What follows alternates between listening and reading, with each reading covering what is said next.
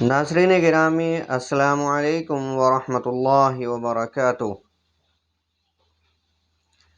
The voice of truth پر آپ تمام کا تہہ دل سے استقبال ہے۔ ناظرین، آپ جانتے ہیں کہ الحمدللہ ہم نے اپنے چینل پر گزشتہ کچھ دنوں سے درس حدیث کا ایک سلسلہ شروع کیا ہے، جس سے الحمدللہ کافی حضرات استفادہ حاصل کر رہے ہیں اور انہیں دینی معلومات حاصل ہو رہی ہیں۔ اسی کے ساتھ ساتھ آج ہم ایک اور سلسلے کا آغاز کرنے جا رہے ہیں۔ حضرت حکیم الامت مولانا اشرف علی تھانوی رحمۃ اللہ علیہ کی ایک مشہور و معروف کتاب بہشتی زیور، جو عصر حاضر میں چند مخلص علماء کرام کی عرق ریزی اور محنت سے ایک نئے انداز میں مرتب ہوئی ہے، اور اب بہشتی زیور کے انہوں نے 2 حصے کر دیے ہیں، اور اس کتاب کو درسی بہشتی زیور کا نام دیا گیا ہے۔ ایک خواتین کے لیے ہے اور دوسرا مرد حضرات کے لیے ہے۔ تو ہم اپنے اس چینل پر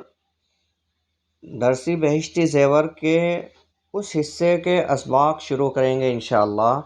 جو مرد حضرات کے لیے مرتب کیا گیا ہے۔ امید ہے کہ انشاءاللہ آپ حضرات اس سے استفادہ حاصل کریں گے اور بہت سارے مسائل آپ کو انشاءاللہ معلوم ہوں گے۔ ہم بخوبی جانتے ہیں کہ ہمارے نوجوانوں کا ایک طبقہ عصر حاضر میں ایسا ہے جسے اسلام کی بنیادی معلومات بھی پتہ نہیں ہے، عقائد اور اسی طرح سے نماز اور دیگر مسائل، اور اسی طرح سے سماج میں کس طرح سے رہنا ہے، یہ سارے معاملات جو ہیں ہماری ایک بڑی تعداد ان سے واقف نہیں ہے۔ انشاءاللہ اس کتاب میں ان تمام چیزوں پر روشنی ڈالی جائے گی اور مسائل جو ہیں وہ بتائے جائیں گے۔ امید ہے کہ آپ حضرات استفادہ کریں گے۔ آئیے اس کتاب کے قیمتی مقدمے کو پڑھتے ہیں۔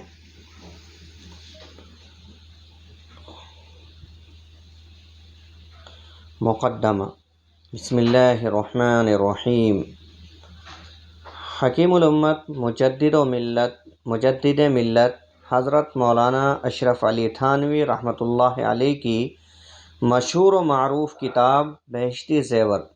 کسی تعارف کی محتاج نہیں، جس میں ایک مسلمان کی پیدائش سے لے کر مرنے تک کے تمام ضروری مسائل جو اسے پیش آتے ہیں درج ہیں۔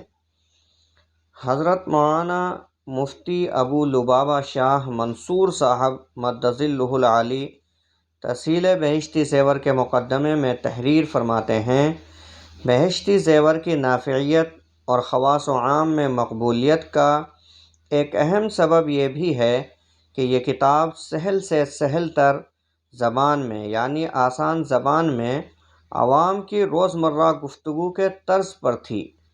اور اس میں تمام ضروری مسائل کو آسان پیرائے میں اس طرح بیان کیا گیا تھا کہ معمولی سا اردو خواں طبقہ بھی آسانی سے ضروری مسائل سمجھ سکتا تھا۔ دوسری بات یہ ہے کہ بہشتی زیور میں تقریباً تمام مسائل میں مفتہ بھی اقوال کو ذکر کیا گیا ہے، یعنی ایسے ہی مسائل ذکر کیے گئے ہیں جن پر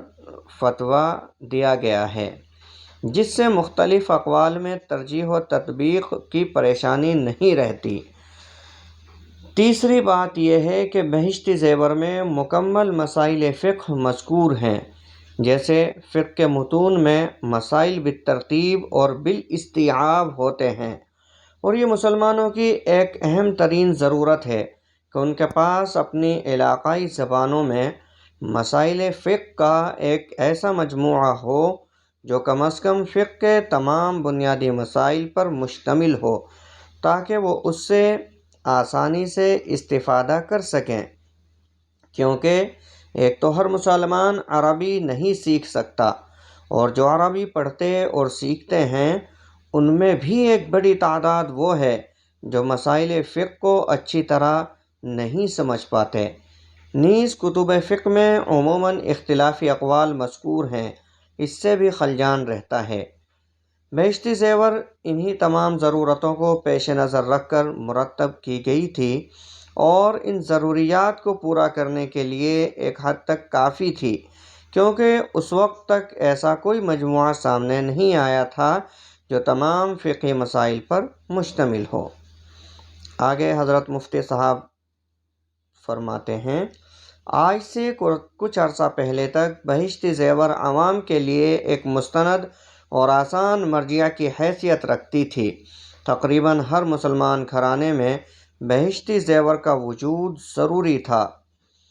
لوگ بہشتی زیور یا تو درسن پڑھتے تھے یا پھر مطالعے میں رکھتے اور ضرورت پڑنے پر اس سے مسائل سیکھتے تھے،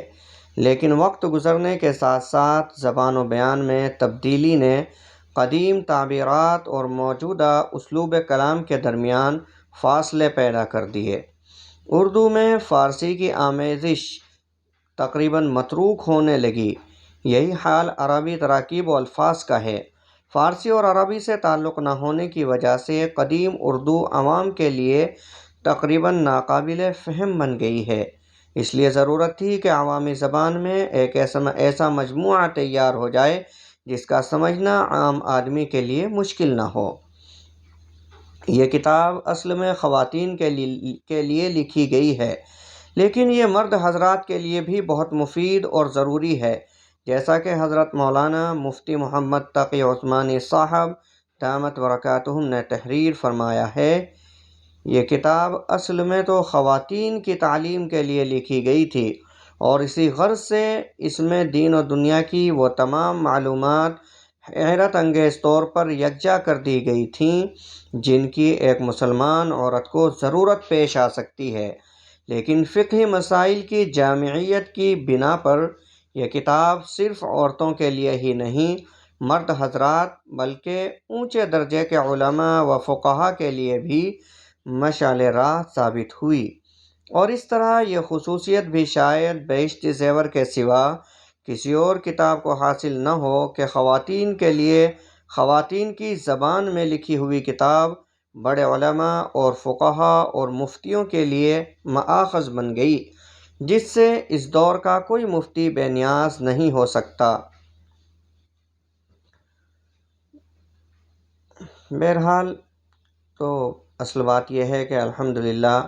یہ کتاب ایک نئے اسلوب میں پیش کی گئی ہے جس سے استفادہ اور آسان ہو جائے گا اور ہمارے عوام اور ہمارے دینی بھائی زیادہ سے زیادہ مسائل اس کتاب کے ذریعے سے سیکھ پائیں گے۔ آج ہم چند مسائل کا آغاز کریں گے انشاءاللہ۔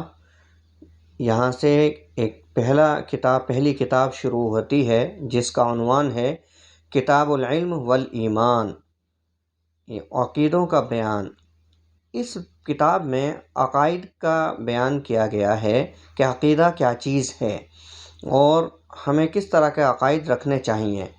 آئیے دیکھتے ہیں۔ کائنات کے بارے میں عقیدہ۔ عقیدہ نمبر 1، تمام عالم پہلے بالکل کچھ بھی نہ تھا، پھر اللہ تعالیٰ کے پیدا کرنے سے موجود ہوا، یعنی یہ دنیا اور دنیا کی تمام چیزیں پہلے کچھ بھی نہیں تھا۔ اللہ تبارک و تعالیٰ نے اپنی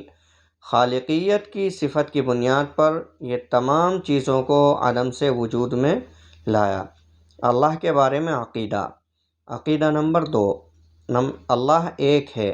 وہ کسی کا محتاج نہیں، نہ اس نے کسی کو جنا نہ وہ کسی سے جنا گیا،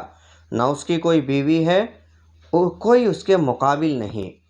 تو یہ اللہ کے بارے میں عقیدہ رکھنا ضروری ہے کہ اللہ ایک ہے اور اللہ کو کسی کی ضرورت نہیں ہے، لیکن انسانوں کو اور تمام مخلوقات کو اللہ کی ضرورت ہے۔ اللہ کے نہ کوئی اولاد ہے، نہ ماں باپ ہیں، اور نہ اس کی کوئی بیوی ہے۔ کوئی بھی اللہ رب العزت کے جیسا نہیں ہے، یعنی اس کے مقابلے کی طاقت، ہمت اور کسی مخلوق میں نہیں ہے۔ عقیدہ نمبر 3، وہ ہمیشہ سے ہے اور ہمیشہ رہے گا۔ دنیا کی جتنی بھی مخلوقات ہیں ہر ایک کو موت آنی ہے، جو پیدا ہوا ہے اسے مرنا ہوگا، لیکن اللہ رب العزت ہمیشہ سے ہے اور ہمیشہ رہے گا، اسے موت نہیں آئے گی۔ عقیدہ نمبر 4، کوئی چیز اس کے مثل نہیں، وہ سب سے نرالا ہے، یعنی اللہ رب العزت کی جو ذات ہے وہ یکتا اور واحد ہے، اس کے جیسا کوئی بھی نہیں ہے۔ عقیدہ نمبر 5،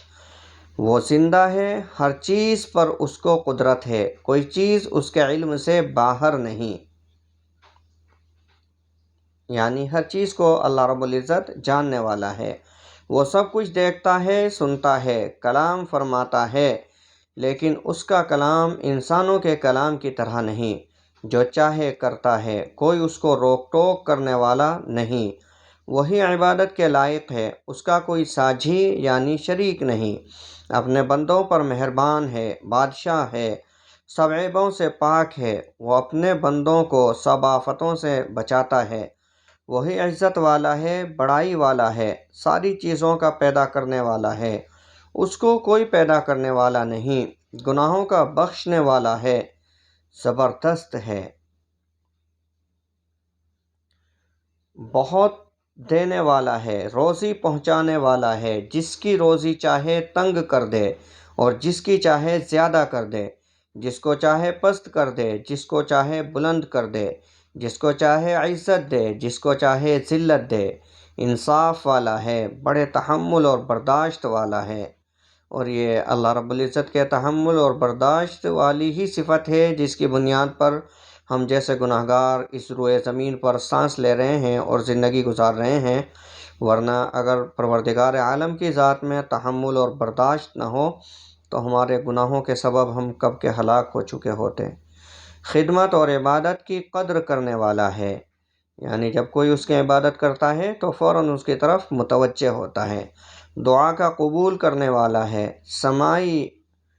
بردباری والا ہے، وہ سب پر حاکم ہے، اس پر کوئی حاکم نہیں، اس کا کوئی کام حکمت سے خالی نہیں، وہ سب کا کام بنانے والا ہے، اسی نے سب کو پیدا کیا ہے، وہی قیامت میں پھر پیدا کرے گا، وہی جلاتا یعنی زندہ کرتا ہے، وہی مارتا ہے، اس کو نشانیوں اور صفتوں سے سب جانتے ہیں، اس کی ذات کی باریکی کو کوئی نہیں جان سکتا، گناہگاروں کی توبہ قبول کرتا ہے، جو سزا کے قابل ہیں ان کو سزا دیتا ہے، وہی ہدایت دیتا ہے، جہاں میں جو کچھ ہوتا ہے اسی کے حکم سے ہوتا ہے، بغیر اس کے حکم کے ذرہ نہیں ہل سکتا، نہ وہ سوتا ہے نہ اونگتا ہے، وہ تمام عالم کی حفاظت سے تھکتا نہیں، وہی سب چیزوں کو تھامے ہوئے ہے، اسی طرح تمام اچھی اور کمال کی صفتیں اس کو حاصل ہیں، اور بری اور نقصان کی کوئی صفت اس میں نہیں، نہ اس میں کوئی عیب ہے۔ تو یہ عقیدہ نمبر 5 تک آج ہمارا درس ہوا ہے۔ امید ہے انشاءاللہ آپ کو یہ درس اور انداز درس اچھا لگا ہوگا، اور اللہ رب العزت کی ذات کے بارے میں جو عقائد ذکر کیے گئے ہیں وہ کسی حد تک سمجھ میں آئے ہوں گے۔ انشاءاللہ آئندہ دروس اور اہتمام کے ساتھ آپ کی خدمت میں پیش کیے جائیں گے۔ آخر میں آپ سے درخواست ہے کہ ان ویڈیوز کو لائک کیجئے، شیئر کیجئے، چینل کو سبسکرائب کیجئے اور کمنٹس کے ذریعے اپنے مفید مشوروں سے ضرور نوازیے، اور چونکہ یہ دین کا کام ہے اور اس کی تبلیغ و اشاعت ہماری ذمہ داری ہے، زیادہ سے زیادہ ان دروس کو اہل ایمان اور اہل اسلام تک پہنچائیے۔ السلام علیکم ورحمۃ اللہ وبرکاتہ۔